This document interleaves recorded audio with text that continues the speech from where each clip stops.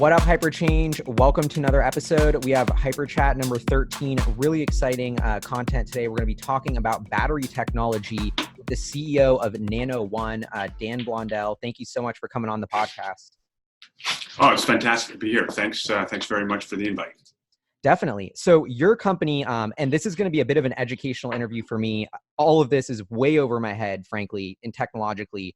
But Nano One, as far as I understand it, is a battery manufacturing technology company specifically focused on the way you produce cathodes, that part of the battery. And you guys have a technology to basically create better and cheaper cathodes.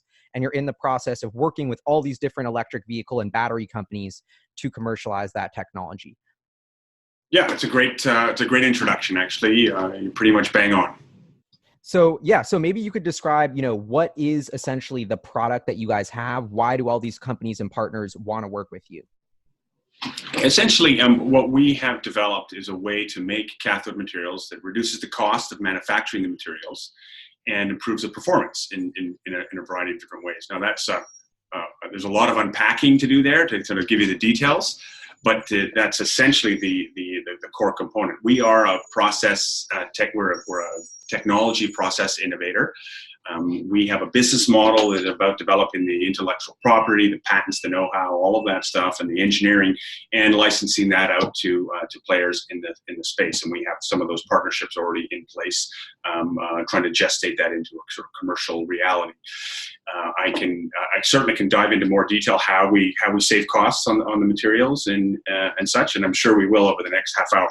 Yeah, and first I'd like to start, maybe you have 13 patents, 30 pending on this technology. I'm always curious, like, who's the mad scientist behind this? Was this developed in a lab somewhere, or like, what's the story behind how this tech was developed? Yeah, it's interesting. This technology came out of, I've been involved since the beginning, so I'm a founder, and this technology came out of a mining play in South America. And when that was sort of being back in the 2009, 2010 era, when there was the first kind of spike in lithium and excitement about lithium-ion batteries for electric vehicles. And it came from a chemist who understood the space very well, had been involved in lithium-ion batteries, and was consulting to my business partner in a lithium mine in Bolivia. And it was that deal went the way it went, but we spun this whole kind of idea out into what has become Nano One. So it actually came from a scientist who was very, very well sort of versed in the space, and the bulk of the patents we have right now came from that original manifestation. Of course, we've had many more innovations since then, and we improve on the patents, and we continue to file more patents. So we've got 13, 14 patents out right now. And they largely stem from that original innovation, but of course we brought a lot of improvements to the table as well. And they cover things like the process. That's how you make the materials, and they also cover the materials themselves. So we found sort of innovative materials, an innovative way, let's say, to describe nickel, manganese, cobalt-based materials, or nickel, cobalt, aluminate materials for high energy applications, and we patented those. And they're covered in most of the Asian countries, in North America, and soon to be in Europe as well. Excellent. And so let's dive into the tech. A little bit nervous about this, but explain like what actually makes your cathodes better than, I guess, the industry status quo, and what's the tech behind that? Well, I brought some props along. I know you're really Amazing. Excited when I told you about this earlier. So we have to go back to, I have to kind of explain how cathode materials are made today. Now I'm gonna sort of really kind of try and dumb it down to something relatively simple, but it goes back to the rock or where you get the lithium from, whether it comes out of a brine or out of a hard rock application. And here's a piece of spodumene. So this is basically a source of lithium in a hard rock sense. And this will get crushed and ground and milled into a powder, into like a gravel, and then eventually dissolved, and usually in some kind of a sulfuric acid, and then baked in a furnace in order to get out the lithium. And eventually that gets purified into a lithium powder, which is really just a white powder, like you see here. So this is a little hard to see through the. Wow, amazing props. Yeah, thank you. And so that's one of the precursors that goes in. Now the same thing happens with nickel. Now this is a much heavier prop, actually, because this is actually nickel ore, And same thing, this will get crushed, ground, milled, dissolved in acids, and eventually spun in either into pure nickel metal or into salts of nickel. And here's a really, I picked a really nice bright green one for you, but this is a nickel salt, and this is very, very pure. And this will come together with lithium to make let's say a lithium nickel oxide battery. The same goes with cobalt, another pretty color. This one's purple. It can be different salts have different colors. Iron in the lithium iron phosphate battery, so there's iron. And these are really all the precursors that go into it. So what happens today in cathode manufacturing is they'll take, let's take NMC, because that's really the most hotly discussed material out there. So that's got nickel and cobalt, the purple one here, and manganese, which I don't have on my desk right now, but it's a brown color. And these will typically get processed in a chemical process. They'll get combined together, usually as sulfates, and it's in a very it's a kind of an caustic environment, and then they basically get precipitated together into a large kind of cylindrical powdered form, and then it gets dried as a powder, mixed powder, and then that will go to a cathode producer. They'll take that precursor, take this mixture here and mix it with lithium, and they'll grind and mill it together into another fine powder. And then that gets put into the furnace, and in a furnace it gets cooked just like a ceramic material, just like clay does in a ceramic process. It gets cooked into a ceramic powder, and essentially it comes out looking like this. I get very hard to see here, but this black powder you see here looks like coffee grounds if you were able to take a close look, and that's a cathode powder. And those are all the steps that typically happen, except that with the really modern advanced materials, like Tesla uses, let's say in their NCA, or like any of the high nickel NMC materials, they require a protective coating on all those little particles of powder. And sometimes it's aluminum, sometimes it's titanium, there's zirconium, there's many different types of coatings that people are applying. And that has to be done in a secondary process. So you make this powder, you soak it in the required material, you dry it, and you fire it again in the furnace to get this nice hard crunchy coating around each one of the little pieces of particle. And that's typically how a cathode's made. Now, once you get to this powder, it gets mixed with solvents and binders and made into an ink, a very thick ink, and spread onto a piece of foil, dried, compressed, and that forms your whole sort of electrode, your cathode electrode. And then the same thing happens with the anode with respect to graphite. They get assembled with a separator in between them, and either rolled or folded into a battery. So that's kind of taking you from the rock all the way to the battery.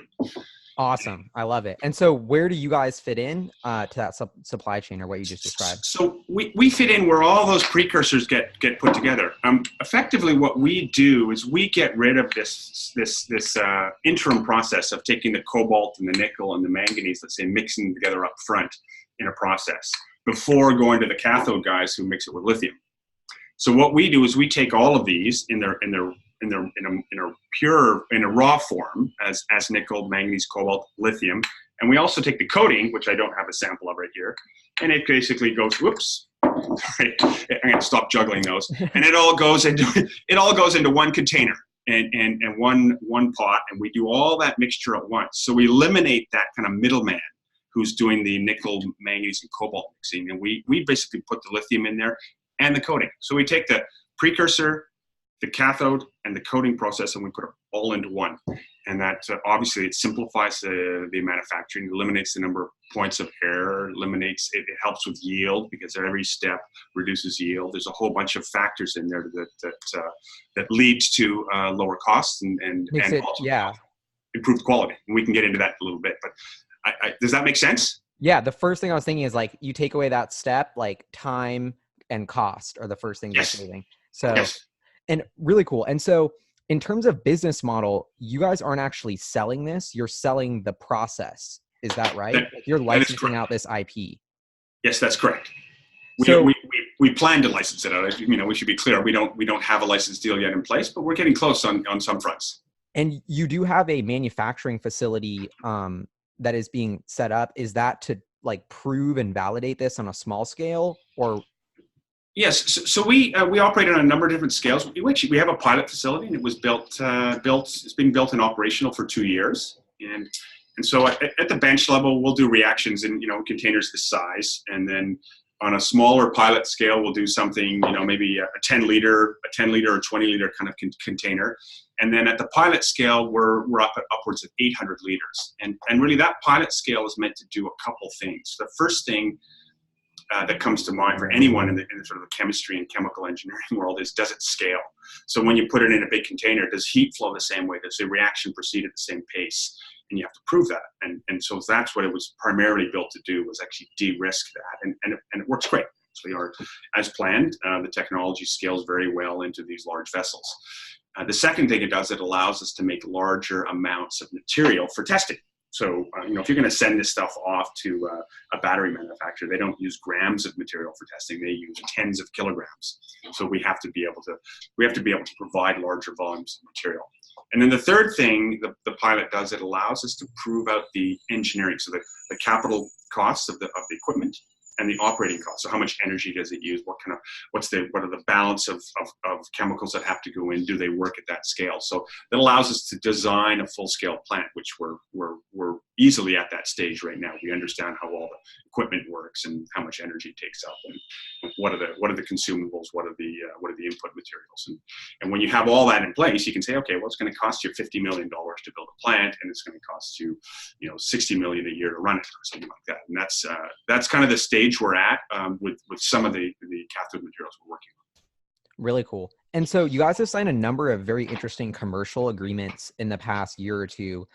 So I'm wondering if maybe, I know a couple of them, but maybe you could just tell us which ones you're sort of most excited about and are moving forward the fastest to actually bring this technology to market. So probably the most prominent name we're working with is Volkswagen, and with Volkswagen we're working on a number of different fronts. The first biggest initiative is on high energy density materials that would be used in a luxury long range electric vehicle, and not dissimilar to 811 or NCA or those kinds of things, where you've got a lot of nickel in there. You're trying to reduce the amount of cobalt, trying to thrift out the cobalt, but at the same time you're trying to sort of maximize safety and energy density, because there's always a compromise between the two. So we're working very actively with them. They're really excited about our technology, of course. That's what the relationship is about. But we're trying to co-develop a new generation of cathode materials that will go into their next generation batteries. So when I think about the ID.3, the electric vehicle they recently unveiled, is that something that you guys are trying to get your technology into, or are we talking about a next generation battery? It would likely be next generation. I mean, any innovations in cathode materials, it's going to require testing, obviously at the laboratory level, at the cell level, at the battery pack level, and a considerable amount of work. But it does take. It will take years, literally, to get this into a commercial battery, assuming success. And let's talk about Nano One, the company, for a second. You guys are based in British Columbia. You listed on the Toronto Stock Exchange, I believe, 3 or 4 years ago. Yeah, that's correct. On the venture exchange. So there's two exchanges, but there's the venture and then the big boards. But we're on what's called the TSX Venture Exchange. And what's the primary method? You guys have this really cool timeline chart on your website, but I'm curious if you could kind of walk us through what's the method of financing and why have you guys chosen that? Because I think there's a unique thing where you guys have raised a little bit of equity, but also have this option grant program. Oh, okay. Well, so it's quite typical in Canada when you're raising money, certainly in the public markets, is to issue warrants with your equity. So I'll walk you through what we did from a timeline point of view, and then it'll make sense. So we were private initially when we first sort of spun this thing out of the Bolivian mine I spoke of, and we raised $3 million privately. And then in 2015, we did a public offering on what's called a reverse takeover. So we had vended ourselves into an existing shell of a public company, and we raised $4 million during that transaction. And then we also we also had $4 million of warrants issued, and that allowed anyone with those warrants to purchase shares at a given price, for a 2-year period. And we largely took all those down. So we raised another $4 million in warrants over the following 2 years. And then in 2017, we did a private placement, which basically means we issued a whole bunch more shares to the tune of $4 million. And that brought $4 million in cash. We issued shares in response to that. And again, there were warrants issued on those to the people who bought those shares. And then we recently closed half of those at the beginning of September. So we brought in another $1 million on the back of those. So that's all the equity was raised. In total, And that's those were actually exercised as slightly higher than the market price, if I read that correctly. Just ever so slightly. So the ones in August, would have been done kind of at a buck. They were in Canadian dollars. They were $1.25, and they were basically being bought roughly between $1.20 and $1.25. Cool. And, I guess the reason why someone would do that, and partly because we also offered an incentive program where we gave them a $1.60 warrant in exchange for doing that. So all of these guys now have an ability to buy the stock at $1.60 for the next year. And the reason why that's attractive is if the stock goes to $5, that right to buy it for $1.60 is all of a sudden extremely accretive. And so at that point, it'd be worth $3.40, right? So And the reason I kind of bring this up, the nerdy financing part, is because, you're a micro cap stock, like very traditionally risky as an asset class. But I've actually, and I met you about a year ago at the LD Micro Conference, shout out to Chris Lahiji. But so I've been following, but I've actually been very impressed with the minimal dilution and the insiders actually putting up capital to fund the company. Like, I think that's very rare in the micro cap space. And I kind of so it's easy to separate like a lot of bad companies from good ones based on that. And so I've kind of been impressed with the steadily rising share price as well. But then on the flip side, I kind of want to play devil's advocate where I'm like looking at this. I personally don't understand the technology well enough or I'm trying to become an investor yet. But, I look at this, okay, we have about a year's worth of cash, 75 million market cap fully diluted. But there's no revenue, like $5 million grant here, $500,000 contract here. Like, how does the investment case make sense for I guess like the Nano One equity if you were talking to people interested in making an investment? Yeah, it's a great question, and I think without making comps to a bunch of unicorns out there that we don't want that. That's the same question too. I think in our case, the licensing model is really the key here. So our burn right now is probably we're between $4 and $5 million a year is what we spend at Nano One. So we're relatively modest burn as a company. We've got 30 employees. 6 of them are students, but kind of give you a sense of what the company's size is. We have very modest capital equipment needs because we've already built our pilot plant. We're making modifications and changes and stuff like that. But the key is, when we land a license deal, all of a sudden you're starting to talk about the first deal, the first plant, the first line that comes in is going to start generating easily $5 to $10 million a year for the company, and some of these expansion plans we're looking at would generate $60 million a year. So we wipe out our expenses very, very fast, and that's where the value lies. It's just that the value is all up front right now in terms of what we're building. And then once that first commercial deal comes in, we're not like the rest of the unicorns who aren't going to make money for 10 years. We make money right away as soon as the deal comes in place. And so it's very, very capital efficient. And so I guess the investment thesis is like we have this base of fixed expenses. Once these IP agreements come in, we don't need to scale costs, and we're just getting all this 100% margin revenue. And it could be very profitable very quickly, I guess. That's correct. Yes. Awesome. And so what sort of milestones should we be looking for going forward to sort of track the commercialization progress of some of these? Well, so we talked a bit about Volkswagen. I think we should also look to the other very exciting deal we've got going in China. So lithium iron phosphate is probably the safest, longest lasting, cheapest sort of lithium-ion battery out there. However, it doesn't have the energy density to drive a long-range luxury electric vehicle. So, today it's used primarily in the vehicle space. It's used primarily in 200-kilometer range and down in China, and but primarily it's industrial use. So it'll be in electric buses, forklifts, fleet vehicles, and the reason is partly from a safety point of view. I think that's fairly obvious. If you've got a bus full of people, that battery needs to be extremely safe.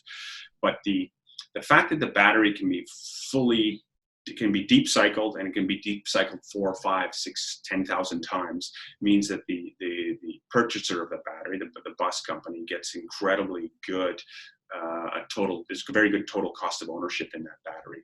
So they're not driving around. It means they can charge and discharge the battery every day fully. So they're not carrying around extra battery weight, and they're not carrying around extra cost all day, like most people are in their consumer vehicles. Anyone with an electric car today is probably leaving 75% of the energy, in the battery every day. And as consumers, we're willing to pay for that, but the industrial side isn't. They want very good sort of capital efficient use of their capital, and lithium iron phosphate kind of fits that bill very well. So that gives you a sense of why it's an important material, and we believe it will be an important material going forward. The deal we have in China is with a company called Pulead Technology, and they're one of the major producers. So are, let's say, BYD in China, another the largest electric vehicle company in the world, and they make more buses and cars added up than anyone else. Very, very large and successful company, mostly based on lithium iron phosphate. And if you go back to my explanation of how we reduce costs, we've basically taken that iron and sulfate precursor mixture, and we've taken it out of the loop. We go directly to a lithium. We go directly to a lithium iron phosphate precursor. So this is lithium iron phosphate and the carbon coating that's required, all mixed in one, and eliminates that step up front, eliminates the second carbon coating step in the back, and it drives down cost.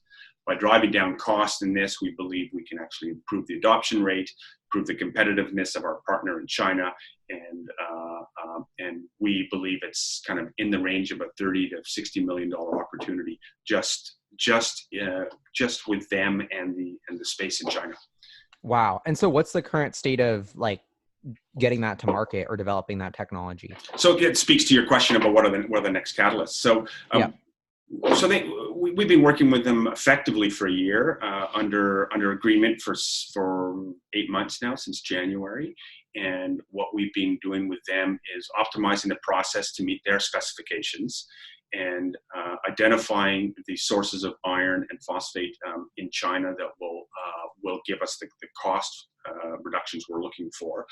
And we've done that. We've tested those. We've run them internally here. We're very happy with the results. They're very happy with the results. We're now going to be in China over the next few months, nailing down that supply chain, because what the most important thing here is that iron and phosphate can be supplied for this manufacturing process for the next 10 years at a reasonable cost.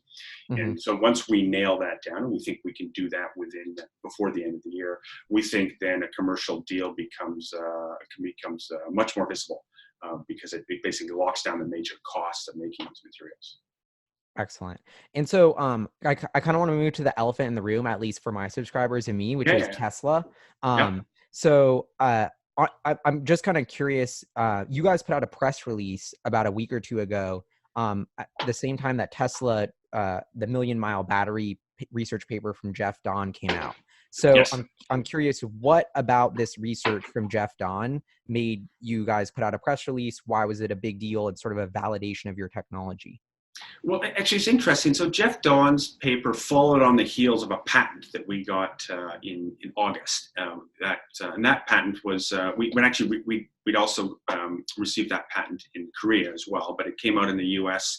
In the August timeframe. And that patent describes the type of materials, cathode materials we make, which are essentially single crystal. So for anyone that's read that paper, they'll realize that single crystal cathode materials are part of the foundation for this long-lasting battery. So we felt that it very much sort of put some wind in our sails and justified the work and the strategic approach that we're taking. It's those same kind of single crystals are at the basis of the relationships we have with Volkswagen and a few other unannounced OEMs in Europe as well. So they are very exciting, certainly a very exciting opportunity. And I think that's at the center of all that Jeff Dahn stuff. That's the key for us, is that the single crystal materials can last longer. Certainly, I can certainly walk you through how we view the Jeff Dahn paper and how that has an impact on Tesla. Definitely. And at first, I'm curious: is the single crystal material, is that different than like? Is there a crystal material for like the 2170 cells that are currently in Teslas? Like, I'm trying to figure out: is this a different technology? Yeah, so we didn't really get into the really get into the performance aspects of how you make these materials. But the way I described it before, right? We have this precursor of cobalt and nickel, these pretty colors. Mhm. When they make those materials, what they tend to do is they precipitate them into these really dense spherical powder particles, and within each sphere, there's all these kind of grains of crystals in there, grains of particles. It's kind of like if you broke a rock open, you'd see a whole bunch of different. The rock is it's not uniform, and so it's got all this grains in different directions, and and then when they send it to the cathode producer cooks it with lithium, and lithium diffuses into all those structures and forms the right crystals. But what we call that a polycrystalline powder particle. So it could have hundreds or thousands of little crystals inside that particle. And what happens when you press that into a battery, it can break open and crack open along the grain boundaries. And as you cycle lithium in and out, actually things expand and contract. So you're trying to stuff lithium between these layers, and it basically expands. And as you pull the lithium out, it contracts. And as it does that, it stresses all these grain boundaries, and the particle breaks open. And particularly when you get into high nickel materials, where you're trying to protect the nickel and the manganese from a reaction with the electrolyte at those voltages, the coating starts to break apart. And as that coating breaks apart, the battery starts to degrade much faster, and actually it can become quite a critical issue. It can lead to a catastrophic failure, but more often than not, it just leads to very fast degradation of the battery.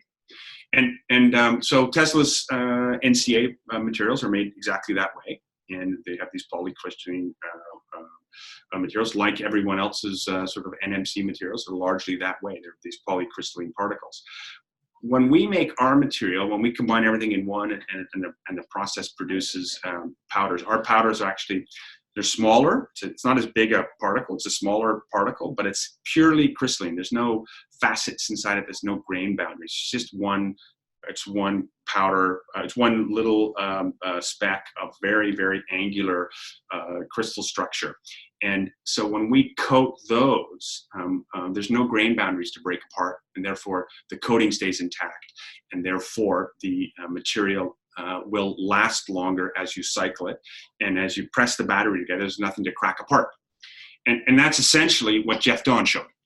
He showed that if you use these single crystal powders, which he got from some manufacturer in China, so it's not owned by Tesla. He basically ordered a dry cell, and that dry cell had a cathode made with single crystal powders. And the method they typically use in China for that's very expensive, so it's more complex and more expensive than the way we do it, and which is why you don't see a lot of commercial adoption of it yet. And the anode was largely a fairly standard anode and a standard separator. And he just filled those dry cells with different electrolytes. That's what Jeff Dawn's lab is exploring. They're exploring high voltage electrolytes and longer performing electrolytes. And then closed it shut and ran it under very controlled test environments. And he was able to show that you could get up to 4,000 cycles out of some of these batteries. So for us, and it's a long story. I apologize if I'm. No, that was excellent. Really appreciate that. So for us, it validates the idea that a single crystal can last really, really long, and actually puts quite a bit of wind in our sails. So we were really excited to see that. It's fantastic research. It's a really good paper, and it really kind of lays out what was done. There's nothing, what's innovative about it is really the test procedures and the experimental work that was done on it. The materials in it are largely well known and well understood, and although very expensive, what he's shown is if you take the very best of all materials and you combine them together in a very carefully put together cell, and it doesn't need to be a pouch cell, it could be a cylindrical cell. That's not really a key part of it. But when you put all this stuff together and you're very, very carefully tested, you can actually get these incredible amount of cycles out of a battery. And that's the benchmark he's trying to set. He says, this is what we should all be aspiring to. This may be cost ineffective right now, but this is what we should all be aspiring to. Totally. And I think the biggest thing to hit home for me on that is like, why does that matter? Because it changes the economic equation of they specifically cite this battery can do over 1 million miles, which is far more than anything on the market. So if you're doing, and they even cite robo-taxi in the paper, like they literally say Yes. that. So if you're talking about an application where it's over the lifetime of the vehicle, the total cost of ownership is very dependent on the life of the battery. So if we double the battery, we made a huge advancement in the cost profile of electric vehicles relative to the internal combustion engine. And then you think about that same kind of like economic equation for the grid storage. They say this could last 2 decades. So I think for me, it's exciting of like electric vehicle fan. I'm like, wow, this next generation technology is, I already think in many ways, a Tesla is a lot cheaper to own than you realize because of the maintenance and gas savings and just electric vehicles in general. But now that they're going to last so much longer, the economic equation is pushing even more in their favor, in their direction. So on that note, I'm kind of curious, like, what's your take on just the EV market as a whole and the adoption that we've seen? Because up until this point, at least in the US, it's pretty clear Tesla's dominating in market share. They're really driving the adoption. So I'm curious, like, is that how you see it continuing for a while, or do you think that'll change and some of these other players will help facilitate that market share? Oh, I think it'll definitely change. I think most of the large automakers have been biding their time. They don't want to cannibalize their existing sales, and they've been very careful about it. Obviously, companies like Volkswagen have jumped right into the deep end now on it, and I certainly wouldn't bet against them. There's a tremendous amount of good work going on there, but I think it's important to understand that the demographic who are largely buying electric vehicles today are people who are spending $40, $50, $60, $70,000 a year on a car, and they can afford a large battery that has a long range and that will last a long time. And the problem is, as you scale down into entry level, if you want to get down to the $20,000 or $30,000 car, that battery is going to that battery is going to get charged and discharged way more often, and it has to be able to last. It has to be able to last beyond 1,000 cycles. 1,000 cycles is fine if you're charging effectively once every 10 days, which is, you could probably put most Teslas in that range. Most people drive 50 kilometers a day, and it's a 500-kilometer battery, and so it's basically a 10-day charge cycle on that battery. And so 1,000 cycles, that's 10,000 days. That's a lot of years. And but if you have to charge and discharge it every second day, it starts to make a big difference. And the key is to find a battery that lasts longer, that can do that and provide the range. And right now, the NMC materials are the only ones that can really pack enough range into that battery to make a difference. And so what I see is on the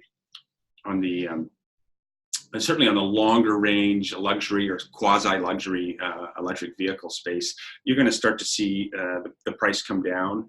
A longer lasting battery will give the EV companies more comfort on warranty, because warranty is really what drives the price of all this. And so that as they get more comfortable with warranty, they'll derate the battery less, and you'll be able to squeeze more out of it, and that'll help them drive the cost down. So that's a big part of it. Most people don't understand that batteries are all derated. They're derated. You build a really big battery, and then you only use a component of it. Yeah. Right. And you stay away from the safety edges on the battery. You don't charge it to its full voltage or down to its lowest voltage. You work within a safety range that meets your warranty specs and meets your safety specs. And, so that's really on what I see on the kind of longer range luxury vehicle. But let's take the flip side. And this is something that very few people in North America think about, because everyone wants to drive 500 kilometers. In China, one of the most popular selling vehicles is something that's 150 or 180 kilometers a day, and that's largely lithium iron phosphate. BAIC sell a car there that's probably somewhere close to $8,000 to $12,000 for an electric vehicle that does 180 kilometers a day. Wow, that's incredible. Yeah, and I think so from the bottom end of the market, you start to see very different dynamics, because if you're going to have a car that's kind of a lower range like that, you got to be able to charge it more often, and you need a battery that lasts longer, and that's kind of where the lithium iron phosphate comes in. That battery material has a really heavy duty cycle on it because of that, and you need a longer lasting battery. Now, if NMC can then come in and do that as well, there's some really exciting dynamics that come out of that. So we have to get over the cost, the relative cost of manufacturing those batteries, but that will come with time. And it sounds like it's kind of just like the trade-off of batteries. There's lots of, I think I heard you say this in one of your interviews. It's like a game of trade-offs of like, do you want less range or it to last longer? And that's kind of the game. And we'll see different battery form factors for different use cases, kind of like what you're saying. Yeah, well, different form factors and different chemistries as well. It's coming out. You've got the nickel, manganese, cobalt-based batteries, and of course, everyone's trying to thrift out the cobalt, and there's trade-offs there with safety and durability. Totally. But and then there's lithium iron phosphate, which really has more industrial or very, very cost sensitive applications. Anywhere where the cost is driving the decision, rather than, let's say, a luxury vehicle where brand is actually driving a lot of the decision. It makes a lot of sense. Definitely. And so one thing that I say, or my research has pointed to, and I'm curious how you react to this statement, is that Tesla is 3 to 5 years ahead in battery technology. So, they have the longest range EV on the market, the efficiency ratio, something that I've talked about on my channel. Basically, the amount of range you're getting per kilowatt in the battery is much better in Teslas. So there's lots of clues pointing to their battery technology being significantly ahead. Is that something you would agree with? And do you think it's something they could keep up? Well, I don't completely agree with that. When I look at the kilowatt per, what was it? You said the like amount of miles of range per kilowatt hours in the pack. Yeah, the range per kilowatt. I saw some recent numbers on the Model 3, and it's no different than my Chevy Bolt, actually. So, but it's interesting. You don't see it on their slides, so that never comes up. So I don't completely, but I do agree. I mean, they've got a big head start on everybody, and I think where Tesla really do very well is in the battery management system, their ability to thermally control the battery and actually build and build and sell a very large battery into the marketplace. I mean, they have range because they sell a big battery. They have the longest range vehicles because they were able to sell a 90 kilowatt hour battery into the marketplace, or 70 at its lowest in the original sort of Model S's. The Model 3 definitely has very good range, but I think the range on other vehicles is comparable to some degree. So yeah, there's going to be a lot of catch up still to catch up to their, I guess, to their branding, to the position they have in North America, certainly. But in terms of their advantage on the battery technology, I think others will be not very far behind them at all. Gotcha. I mean, so just to be clear though, I'm talking about efficiency ratio, kilowatt hour divided by range divided by weight. Yes. Tesla has like a 20% advantage. So I'm seeing Chevy Bolt 60 kilowatt battery, 238 miles of range, Tesla Model 3 standard range plus 50 kilowatt battery, yet 240. So I kind of wanted to push back on your comment just because the data is that Tesla is actually better on that basis. But I guess the biggest reason that gives me comfort as an investor is how are these auto companies structured? They're outsourcing everything. They're hitting up third-party suppliers to buy their batteries. Their cars, the Chevy Bolt is built by LG more than it's built by GM. So I think this vertical integration is allowing a pace of innovation at Tesla's battery technology level that is going to make it very hard for people to keep up. So I'm curious, or maybe you think it's an advantage that these other companies are letting other people build batteries. But I'm kind of curious how you see that, because I see Tesla taking a very different vertically integrated approach. And to me, that's why they've been ahead. Well, certainly as a company that started in the industry, they needed to be vertically integrated, and they took that and ran with it and did an incredible job. It's really an unbelievable vehicle that they put together, or series of vehicles they put together. But they're not the only vertically integrated example. The most vertically integrated electric car company in the world is BYD. So BYD, and they were at it earlier than anyone, basically they make their own cathode materials and anode materials and their own foils and their own cells, and they go right through to the bus and the car and everything else. And they had to do that because they were very early in the game. So the supply chain wasn't there, and so they developed the supply chain themselves. Tesla was the same thing. They didn't have the battery what they wanted, so they developed the battery themselves. They developed the whole architecture themselves, but they still outsourced the cells. The cells are outsourced to Panasonic, and possibly some other vendors in the future. So they're not quite as vertically integrated as BYD, but I think traditionally, as these markets become more generic, I think, across different car companies, you will start to see more outsourcing of these things. As a company that starts at the beginning, yes, they have to do it, and that's what gives them their advantage. But even a company like BYD is starting to outsource some of their sort of components that they realize that, well, you know what, we need. We can't make all of our own cathode material and all of our own anode materials. We're going to start buying it from other people. We're not necessarily. We might going to outsource some of our cell manufacturing that we don't necessarily bring an advantage to. So realizing where you actually have the advantage and not having the advantage is going to be key. As more players come into the market, I think those components will get commoditized, and as they get commoditized, they'll get pushed out to tier one suppliers. Excellent. And just to kind of build on that, one of my theories is that China will become a significant exporter of EVs starting in a handful of years. And I see the government putting in place the pieces to do that. So I'm curious, do you think that's a correct thesis in terms of, okay, if we have 20 million EVs sold a year in 5 to 10 years, are we having most of these coming out of China, or are they built regionally? That's a good question. I think that the cars are going to be built regionally. Again, so it won't be like our smartphones, where it's kind of. No, I think the shipping costs and everything. I think the way cars are made today, which is mostly regionally, is going to still persist. It's hard for me to, but you know what? I'm not an expert in automotive supply chain. That's you're definitely talking to the wrong guy on that. But it'd be hard for me to believe that would happen. I do think that the batteries will probably be, to some extent, will be regionally sourced wherever let's say cathodes are made in raw materials. So there'll be some battery and raw materials or input materials that will have to be co-located, particularly if we're working with some of these sort of high nickel materials like we are seeing, just because they're so sensitive to air and handling and all that kind of stuff. So they have to be close to the source that they're going to get put into. But so when Tesla says they're going into mining, do you think that's a joke or not? Well, yeah, I can't see Tesla mining. I can see Tesla securing the supply of lithium and cobalt and nickel, but the same is true of all other auto manufacturers. I mean, they're gonna secure sources of every screw and fastener in their car as well. And if there's a chance that the production of steel is going to prevent them from having the screws to put their car together, they'll go in and make sure that supply is secure, and so they'll invest in that space if they have to. And and Tesla's no different that way. But them getting into mining, they've certainly made they've made some calls on different companies to try and secure the supply of lithium and cobalt and presumably nickel.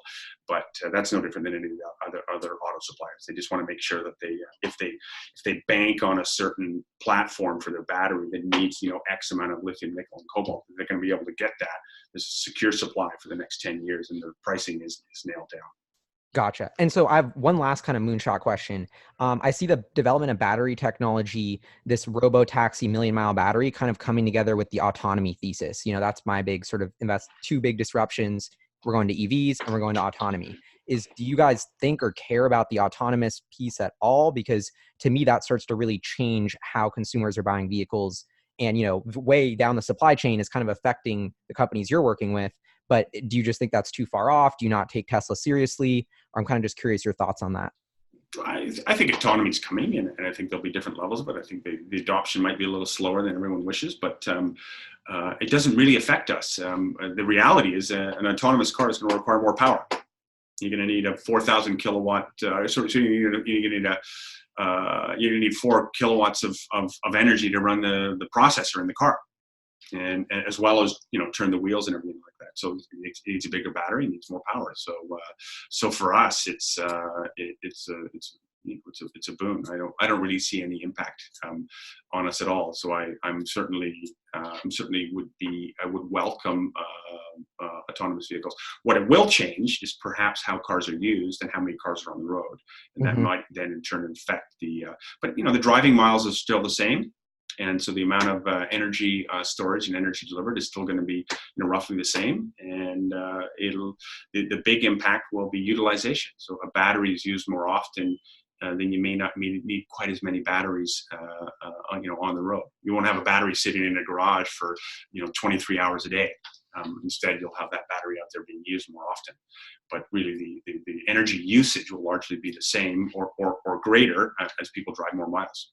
Excellent. And for the battery world, that's great. Awesome. Well, thank you so much for taking the time. I really hope all my subscribers follow this story. I'm going to be following it closely. I'm not a shareholder. I'm wanted to talk to you because I love, hearing your take on the electric vehicle industry. But I think, I'm looking at your investment chart here, the cathode, 22% of the battery. I'm looking at this and I think this battery business is like very small today, getting to billions and tens of billions in the future. And the companies that can bring a better performance with a cheaper cost to, something like the cathode is a multi-billion-dollar opportunity. I think that is the surface level sort of investment thesis, is that if you guys have, a key technology here that hits mainstream, I think the stock price will take care of itself. So that's why I think this is a very interesting and compelling story to watch. So I'm going to be following it super closely. Can't wait to see the progress on the commercialization, all that. If you have any last sort of things, where we can follow Nano One or anything you'd like to say before signing off, go for it. We've got we're always trying to put out news, and I encourage people to come to our website, sign up for our newsletters, and you'll be able to follow what the company does. We're as a public company, we're very busy trying to generate news and actually bring people updates on what we're doing. So you'll be able to follow us quite closely. Awesome. Well, thank you so much for tuning in, everybody, and really appreciate it, Dan. All right, peace. Yeah, you too. Thank you.